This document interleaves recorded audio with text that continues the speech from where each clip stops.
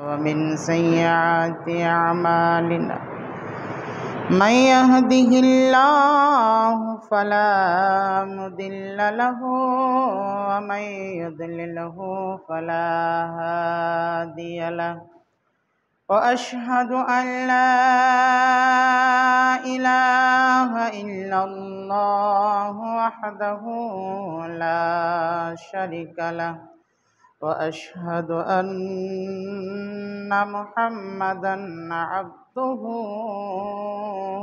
ورسوله أما بعد فإن خير الحديث كتاب الله وخير الهدي هدي محمد صلى الله عليه وسلم وشر الأمور محدثاتها وكل محدثة بدعة وكل بدعة ضلالة وكل ضلالة في النار. يا أيها الذين آمنوا اتقوا الله حق تقاته ولا تموتن إلا وأنتم مسلمون. يا أيها الناس اتقوا ربكم الذي خلقكم من نفس واحدة وخلق منها زوجها وبث منهما رجالا كثيرا ونساء واتقوا الله الذي تسألون به والأرحام إن الله كان عليكم رقيبا. يا أيها الذين آمنوا اتقوا الله وقولوا قولا سديدا يصلح لكم أعمالكم ويغفر لكم ذنوبكم ومن يطع الله ورسوله فقد فاز فوزا عظيما. بارك الله لكم في القرآن المجيد ويتمنكم بالرسول.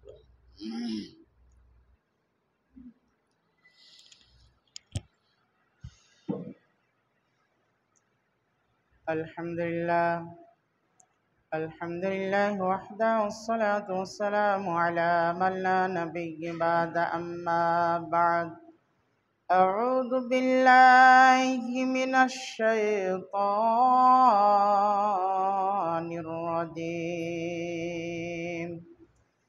إنما المؤمنون الذين إذا ذكر الله وجلت قلوبهم وإذا تليت آياته زادتهم إيمانا وعلى ربهم يتوكلون. وقال الله تبارك وتعالى في موضع آخر: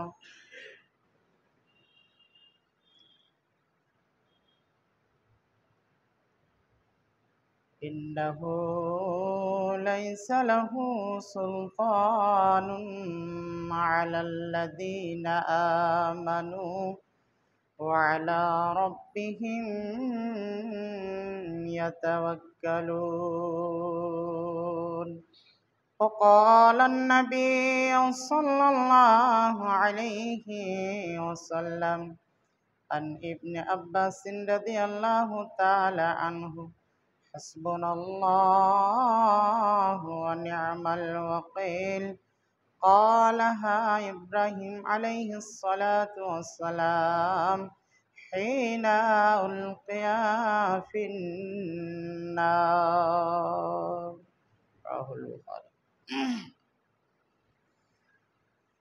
উপস্থিত শ্রদ্ধেয় সম্মানিত ইসলাম দরদি ভাই সকল,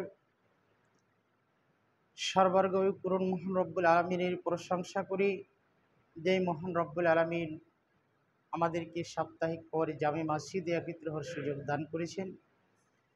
তাই আমরা সকলেই অন্তর থেকে পড়ি আলহামদুলিল্লাহ।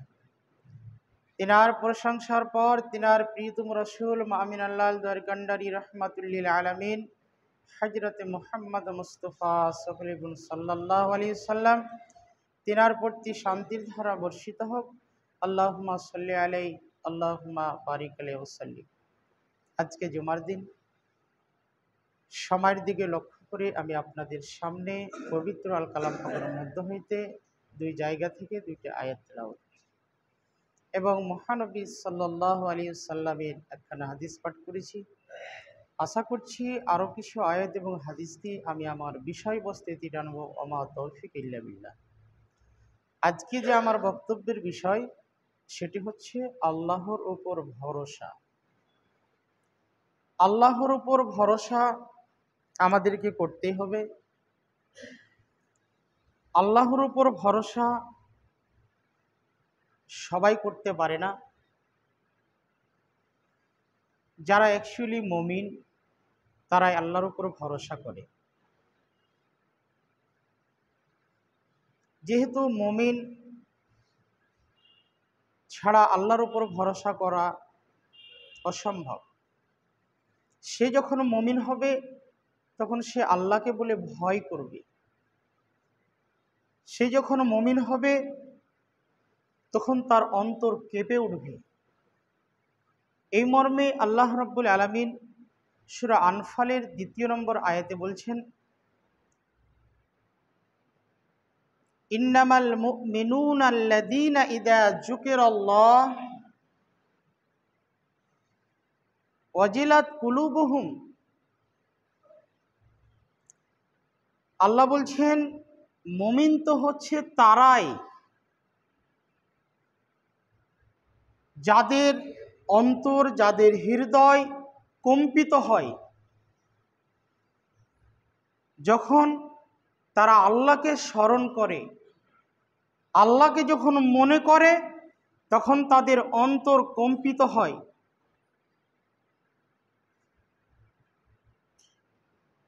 ওয়াইজা তুলিয়াত আলাইহিম আয়াতুহু,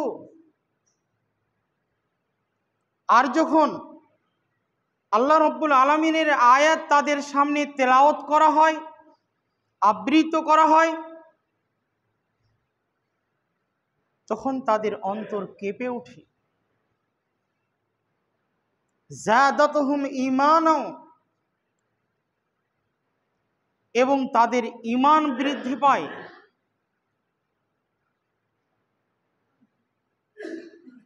ওয়া আলা রাব্বিহিম ইয়াতাওয়াক্কালুন, আর তারা কি করে? আল্লাহর উপর নির্ভর করে। অত্র আয়াতখানা থেকে আমরা স্পষ্টভাবে বুঝতে পারলাম যে মুমিনের কিছু গুণ দেখা গেল।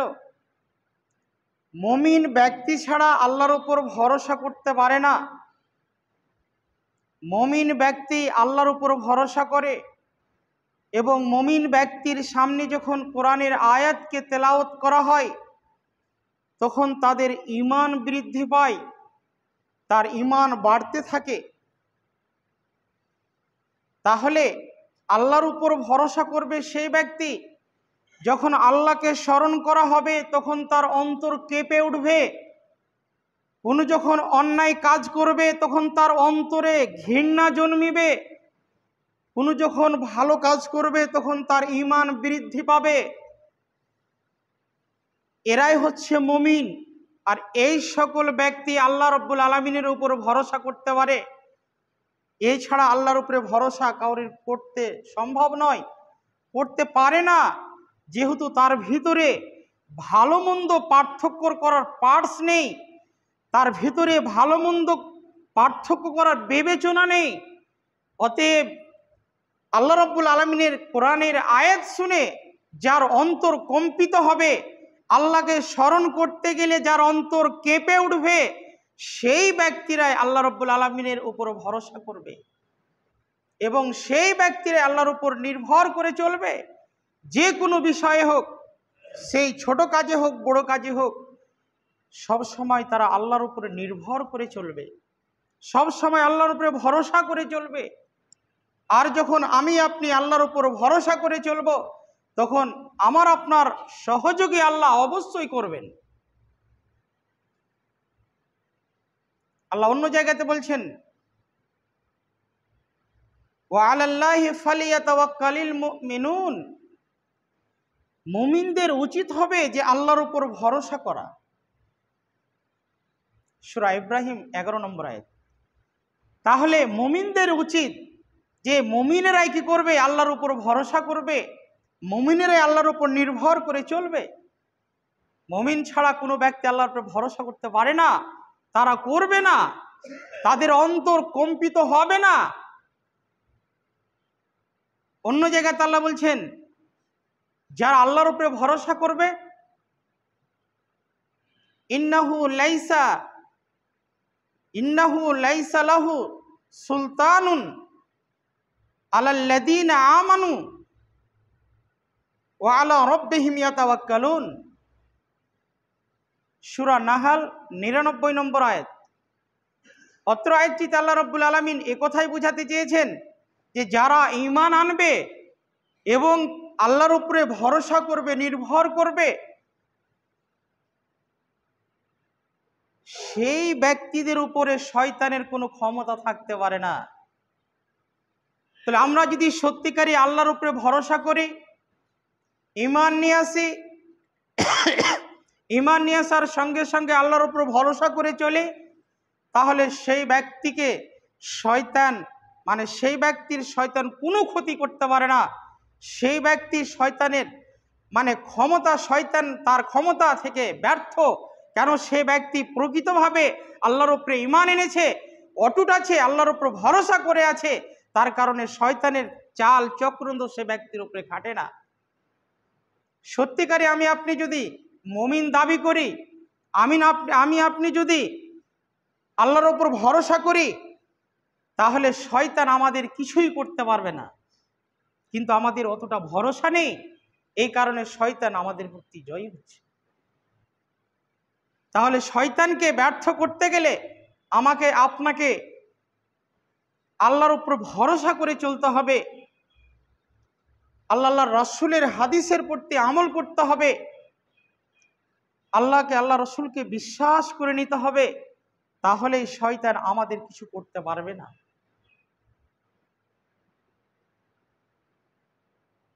আমাদের কোনো মুসিবত আসলে আল্লাহ বলছেন, আল্লাযীনা সাবারু ওয়া আলা রাব্বিহিম ইয়াতাওয়াক্কালুন।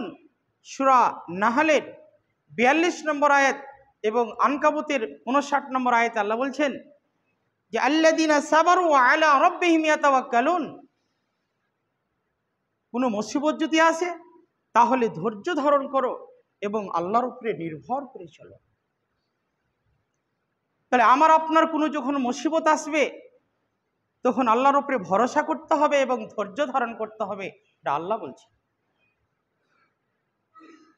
তাহলে দুনিয়াতে বাস করতে গেলে, দুনিয়ায় চলাফেরা করতে গিয়ে অনেক রকমের বিপদ আপদ আসতে পারে, আসবে, এটাই বাস্তব। কিন্তু সে সময় আমাকে আপনাকে ধৈর্য ধারণ করতে হবে এবং আল্লাহর উপর ভরসা রাখতে হবে। আল্লাহর উপরে ভরসা রেখে যদি আমি আপনি কাজ করি, অবশ্যই অবশ্যই আল্লাহ আমাদেরকে জয়ী করবে। হযরত আবু বকর সিদ্দিক রাদিয়াল্লাহু তাআলা আনহু নবী সাল্লাল্লাহু আলাইহি সাল্লামকে বলছেন, হযরত আবু বকর সিদ্দিক রাদিয়াল্লাহু তাআলা আনহুকে আল্লাহ রাসূল সাল্লাল্লাহু আলাইহি সাল্লাম বলছেন, ইন্নাল্লাহা মা'না, যে নিশ্চয় আপনি চিন্তিত হবেন না, নিশ্চয় আমাদের সঙ্গে আল্লাহ রাব্বুল আলামিন আছেন। সূরা তাওবা 40 নম্বর আয়াত। অত্র আয়াতখানা থেকে আমরা স্পষ্টভাবে বুঝতে পারলাম যে আবু বকর রাদিয়াল্লাহু তাআলা আনহুকে আল্লাহ রাসূল বললেন যে আপনি কোনোদিন চিন্তা ভাবনা করবেন না, ভয় ভীত হবেন না। কেন? আমাদের সঙ্গে স্বয়ং আল্লাহ রাব্বুল আলামিন আছেন। তাহলে আমরা যদি কোনো বিপদ আপদে পড়ি, তাহলে আমাদের সঙ্গে আল্লাহ আছেন, আমাদের চিন্তা করার কিছু নেই। তাহলে সে মতো আমাকে আপনাকে আল্লাহর উপর ভরসা রাখতে হবে, তাহলে অবশ্যই আল্লাহ আমাদের সঙ্গে আছে। যেমন আমরা ইতিহাস জানি, মুসা আলাইহিস সালাম এবং ফিরাউনের ইতিহাস সূরাতুশ শুরার মধ্যে পাওয়া যাচ্ছে 61 থেকে নিয়ে 63 এবং 66 নম্বর আয়াতে, যে উভয় দল যখন একত্রিত হলো, মুসা আলাইহিস সালামকে ফিরাউনের দল হয়তো ধরে ফেলবে, এমতো অবস্থায় মুসা আলাইহিস সালামের দল মুসা নবীকে বলছেন যে এখন তো আমরা ধরা পড়ে গেলাম, ফিরাউনের দল তো আমাদের দিকে ধেয়ে আসছে, আমাদেরকে ধরে নিবে, কেন সামনে নীল নদ পার হতে পারছি না, কোথায় যাব, রাস্তা নেই, ব্রিজ নেই, কিছু নেই, এখন তো আমাদেরকে ধরে ফেলবে, আমরা তো ধরা পড়ে গেলাম। সেই সময় আল্লাহর উপরে তাওয়াক্কুল করে, আপনাকে শুধু তাওয়াক্কুল দেখাতে চাইছি, মুসা আলাইহিস সালামের আল্লাহর উপরে কিরকম বিশ্বাস ছিল সেটুকু দেখাতে চাচ্ছি। মুসা আলাইহিস সালাম তার সঙ্গী সাথীদেরকে বললেন যে নিশ্চয় আমাদের সঙ্গে আল্লাহ রয়েছেন, কি করে আমরা পার হব, আল্লাহ রাব্বুল আলামিন আমাদের ব্যবস্থা করে দেবেন। এটা আল্লাহর উপরে ভরসা করে মুসা আলাইহিস সালাম কথা বললেন। যেহেতু ফিরাউনের দল ধেয়ে আসছে, ডানে বামে সামনে সমস্ত দিকে শত্রুর দল তেড়ে আসছে, ধরা পড়ে যাবে, এই মুহূর্তে আল্লাহ রাব্বুল আলামিনকে সামনে রেখে আল্লাহ রাব্বুল আলামিন মুসা আলাইহিস সালাম কথা বললেন যে আল্লাহ রাব্বুল আলামিন আমাদেরকে পথ দেখাবেন। তখন মুসা আল্লাহ বলছেন সূরাতুশ শুরার 62 নম্বর আয়াতে যে হে মুসা, তোমার কাছে যে লাঠিটা রয়েছে সেই লাঠিটা তুমি নদীতে মারো। মুসা আলাইহিস সালামকে ওহীর মাধ্যমে আল্লাহ রাব্বুল আলামিন জানিয়ে দিলেন। তখন সেই মুসা আলাইহিস সালাম লাঠিটা সাগরে যেমনি মারলেন, 12টি রাস্তা তৈরি হয়ে গেল। তাফসীর পাওয়া যাচ্ছে যে 12টি বংশের জন্য 12টি রাস্তা তৈরি হয়ে গেল। ডান দিকের পানি ডান দিকে, বাম দিকের পানি বাম দিকে, এমনভাবে স্থির হয়ে গেল যেমনভাবে পাহাড়ের মতো উঁচু হয়ে রাস্তা তৈরি হয়ে গেল। এখন সেই রাস্তা দিয়ে মুসা আলাইহিস সালামের সঙ্গী সাথী পার হয়ে চলে গেল। এবং পিছন দিকে সূরাতুশ শুরার 66 নম্বর আয়াতে যেটা পাওয়া যাচ্ছে যে সেই রাস্তা দেখে ফিরাউনের দল সে রাস্তায় প্রবেশ করার সঙ্গে সঙ্গে আল্লাহ রাব্বুল আলামিন পানিকে অর্ডার করে দিলেন যে আগেকার মতো তুমি হয়ে যাও, যেভাবে আগে ছিলে সে মতোভাবে আগে মতো স্বাভাবিক হয়ে যাও। পানি আল্লাহ রাব্বুল আলামিনের কথা শুনে পানি মিলে গেল। সেই নীল নদে ফিরাউনের সঙ্গী সাথী ফিরাউন সহ ডুবে মারা গেল। এটা আমার ইতিহাস আমাদের জানা আছে। অতএব আমি বুঝাতে চাইছিলাম যে আল্লাহর উপরে তাওয়াক্কুলটা কিভাবে রাখতে হবে, আল্লাহর উপর ভরসা কিভাবে রাখতে হবে। সামনে নদী পার হওয়ার কোনো রাস্তা নেই, আল্লাহর উপরে ভরসা করে লাঠি আল্লাহ রাব্বুল আলামিন মারতে বললেন, রাস্তা হয়ে গেল। তাহলে আজও যদি আমরা কোনো সমস্যায় পড়ে যাই, পড়ে গিয়ে যদি আল্লাহকে স্মরণ করি, আল্লাহর উপর ভরসা করে যদি আল্লাহর কাছে চাই, অবশ্যই আল্লাহ রাব্বুল আলামিন আজও আমাদেরকে রাস্তা দেখাবেন। অতএব কোনোই যদি সমস্যায় যদি আমরা পড়ে থাকি, পড়ে যাই, যে কোনো সমস্যায় হোক না কেন, দুরিকাত সালাত আদায় করে আল্লাহ রাব্বুল আলামিনেরকে সেই কষ্টটা তুলে ধরে আল্লাহর কাছে দোয়া করেন, অবশ্যই অবশ্যই আল্লাহ আমাদেরকে পথ দেখাবেন। যেহেতু কোরআন বলছে, নাবিদেরকে দেখিয়েছেন, সে মতো আজকে যদি আমরা ইমানদার হই, মুমিন হই, তাহলে আল্লাহর উপরে ভরসা করে আমরা আজও যদি দোয়া করি তাহলে আমাদের দোয়া কবুল হবে। অতএব আমি অনুরোধ করবো প্রত্যেকটা ব্যক্তিকে, প্রত্যেকটা মুসল্লিকে, যে আমরা জেনে হালাল গেজা খেয়ে হালালভাবে ইবাদত সঠিকভাবে করে আমরা যেন কি করি, আল্লাহর উপর ভরসা করে যে কোনো মুসিবতের জন্য দোয়া করি। আল্লাহ রাব্বুল আলামিন অবশ্যই আমাদের দোয়াকে কবুল করবেন, এটা আমরা আশাবাদী। আল্লাহ রাব্বুল আলামিনের কাছে ফিরাউনের স্ত্রী আসিয়া আল্লাহ রাব্বুল আলামিনের কাছে দুনিয়াতে থেকে দাবি করে দোয়া করেছিলেন। সেটা সূরা তাহরিমের 11 নম্বর আয়াতে পাওয়া যাচ্ছে যে তার স্ত্রী আসিয়া এই কথা বলে দোয়া করেছিলেন রব্বিবনি লি ইনদাকা বাইতান ফিল জান্নাতি ওয়া নাজ্জিনি মিন ফিরআউনা ওয়া আমালিহি ওয়া নাজ্জিনি মিনাল কওমিজ জালিমিন। ফিরআউনের স্ত্রী আসিয়া বললেন, হে আমার প্রতিপালক, হে আমার আল্লাহ, আপনি আপনার জান্নাতে আমার জন্য একটি ঘর নির্মাণ করে দিন। রব্বিবনি লি ইনদাকা বাইতান ফিল জান্নাতে, হে রব্বুল আলামিন, তোমার জান্নাতে আমার একটা ঘর নির্মাণ করুন আমার জন্য। ওয়া নাজ্জিনি মিন ফিরআউনা ওয়া আমালিহি, এবং ফিরআউন থেকে এবং তার কর্মকীর্তকলাপ থেকে আমাকে তুমি রক্ষা করুন। ওয়া নাজ্জিনি মিনাল কওমিজ জালিমিন, এবং অত্যাচারী লোকদের কবল থেকে আল্লাহ তুমি আমাকে বাঁচাও। সূরা তাহরিম 11 নম্বর আয়াত থেকে আমরা স্পষ্ট বুঝতে পারলাম যে ফিরআউনের স্ত্রী আসিয়া দুনিয়াতে থেকে আল্লাহর উপরে অটুট ভরসা করে আল্লাহ রাব্বুল আলামিনের কাছে দোয়া করেছিলেন, জান্নাতে আমার জন্য একটা ঘর নির্মাণ করো, এবং ফিরআউনের দুষ্ট আচরণ থেকে, তার কর্ম থেকে আমাকে তুমি বাঁচাও, এবং যারা অত্যাচারী শাসক তাদের কর্ম থেকে তুমি আমাকে বাঁচাও। আল্লাহ রাব্বুল আলামিন তার দোয়া কবুল করেছেন। ইতিহাস আমাদের জানা আছে, ইব্রাহিম আলাইহিস সালামের ইতিহাস। আন ইবনে আব্বাস রাদিয়াল্লাহু তাআলা আনহু থেকে হাদিসটি বর্ণনা, উনি বলেন যে ইব্রাহিম আলাইহিস সালামকে যখন আগুনে নিক্ষেপ করা হয় তখন উনি দোয়াটা পড়েছিলেন, হাসবুনাল্লাহু ওয়া নি'মাল ওয়াকিল, আল্লাহ হচ্ছেন আমাদের জন্য যথেষ্ট এবং আল্লাহ হচ্ছে উত্তম কর্মবিধায়ক। ইব্রাহিম আলাইহিস সালাম সে সময় এই দোয়া পড়েছিলেন যে আল্লাহ আমার জন্য যথেষ্ট।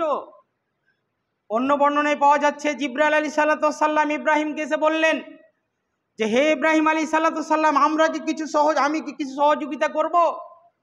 উনি বললেন, না, আপনার কোনো সহযোগিতা দরকার নেই, আমাকে উনি সহযোগিতা করবেন যিনি আমাকে সৃষ্টি করেছেন। তাওয়াক্কুল দেখেন, আগুনের ভিতরে ঢুকে আছে, পুড়ছে, দাও দাও করে আগুন জ্বলছে, এরপরও ইব্রাহিম আলাইহিস সালামকে জিবরাইল এসে জিজ্ঞেস করছেন, অথচ বলছেন সহযোগিতার প্রয়োজন নেই, আমাকে সহযোগিতা উনি করবেন যিনি আমাকে সৃষ্টি করেছেন, তার সহযোগী ছাড়া আমি কাউরি সহযোগী নিই না। শুধু আপনাকে তাওয়াক্কুলটা দেখাচ্ছি, আল্লাহর উপরে ভরসাটা দেখেন।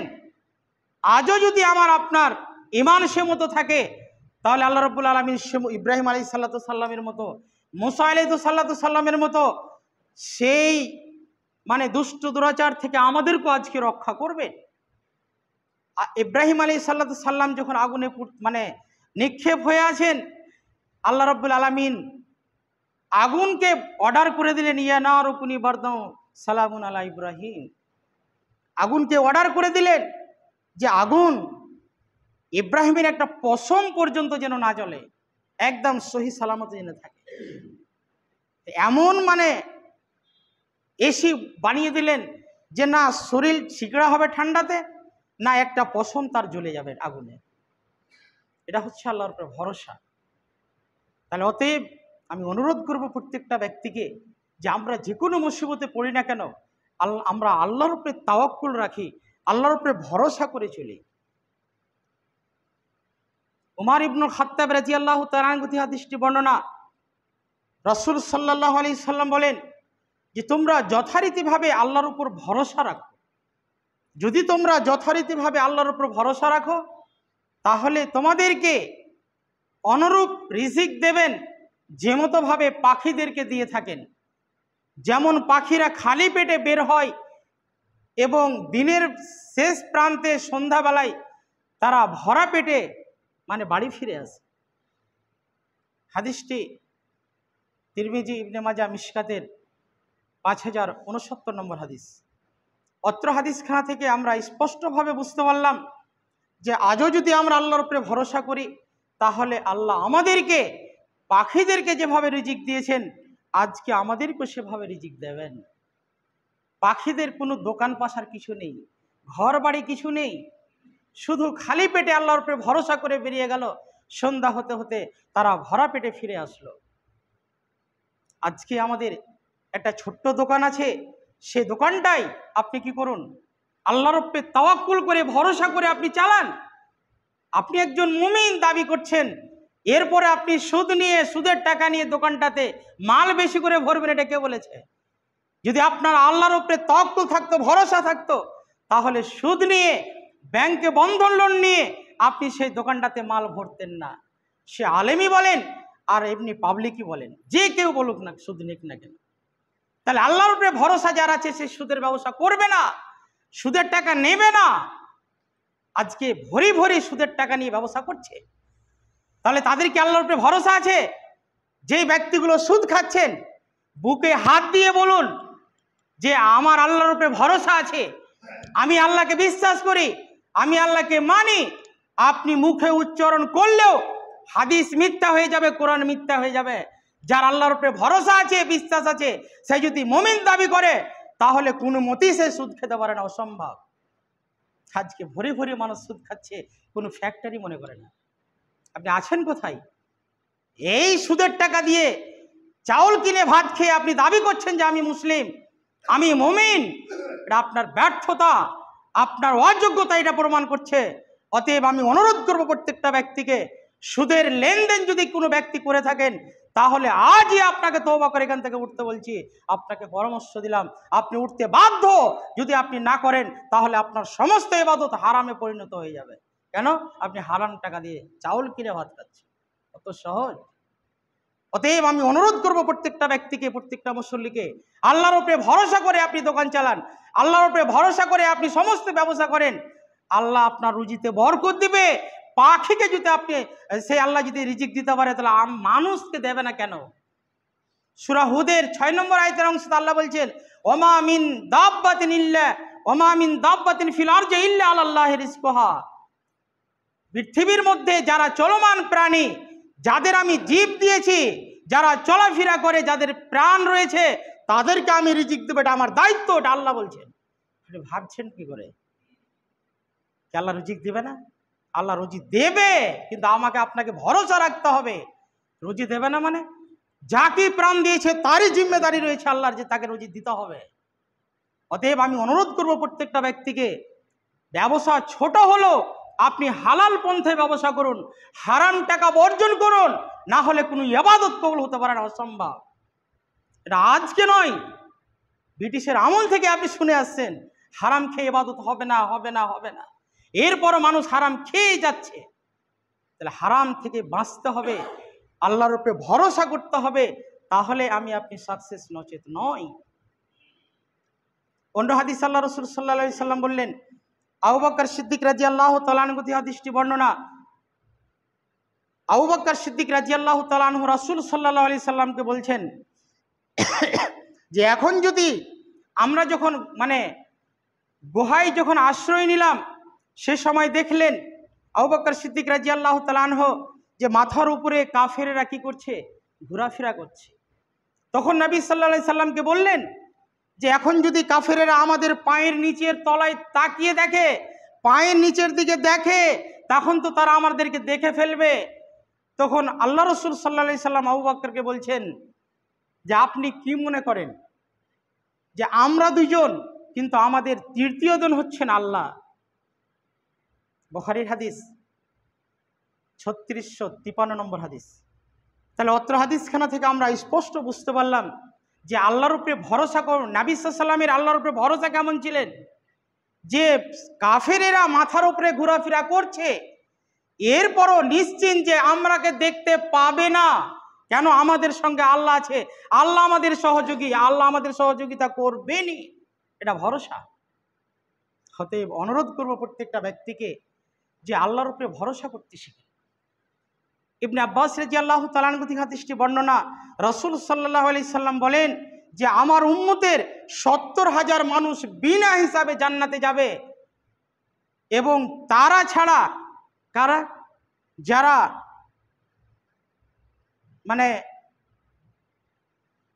অশুভ ফল গ্রহণ করে না, যারা ঝাড়ফুঁক করে না, শুধু আল্লাহর উপরে ভরসা করে তারা। তাহলে আল্লাহর উপরে যারা ভরসা করছে তাদেরকে রাসূল সাল্লাল্লাহু আলাইহি সাল্লাম বলেন যে বিনা হিসাবে 70,000 মানুষ জান্নাতে যাবে আমার উম্মতের মধ্যে। অন্য বর্ণনায় পাওয়া যাচ্ছে যে আরো বেশি, কেন 70,000-এ প্রত্যেক 70,000-এ আরো 70,000 করে মানে জড়িয়ে দিয়েছেন। তাহলে আমাদেরকে ঝাড়ফুঁক করা থেকে বিরত থাকতে হবে এবং অশুভ ফল গ্রহণ করা থেকে বেঁচে থাকতে হবে। আল্লাহর উপরে শুধু ভরসা করে চলতে হবে। তাহলে ঝাড়ফুঁক, শিরকি ঝাড়ফুঁক করা যাবে না। কোরআন হাদিসের দোয়া পড়ে আপনি এমনি পানিতে ফুঁক দেন, তেল পড়ে দেন, অসুবিধা নেই।